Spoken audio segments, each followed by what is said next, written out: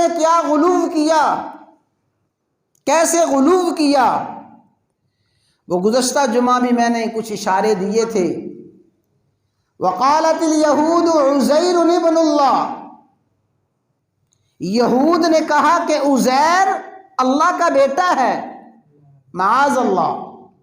وقالت النصارى المسیح ابن اللہ، نصارہ نے کہا کہ عیسیٰ اللہ کا بیٹا ہے، حالانکہ عیسیٰ عزیر اللہ تعالیٰ کے نبی، اللہ کے رسول تھے، اللہ کے بندے تھے، لیکن انہوں نے غلو کیا، بندگی کی عبدیت کی حدود کو تجاوز کیا، اور بندگی اور عبدیت کی حدود کو تجاوز کرتے ہوئے کہنے لگے کہ عزیر معاذ اللہ اللہ کا بیٹا ہے، عیسیٰ اللہ کا بیٹا ہے۔ فرمایا قاتلہم اللہ، اللہ ان کو برباد کرے، یہ کیسی باتیں کر رہے ہیں؟ اللہ تعالیٰ بیٹے سے، اللہ تعالیٰ اولاد سے پاک ہے۔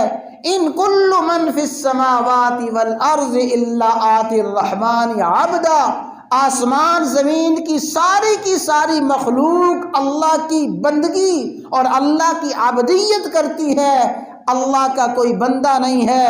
تو فرمایا یا اہل الکتاب لا تغلوا فی دینکم، اے اہل کتاب اپنے دین میں غلو نہ کرو۔ اگلی بات اچھی طرح سمجھ لیں، اس بات کو ذہن میں بٹھائیں کہ جب ہم قرآن کریم کا مطالعہ کرتے ہیں،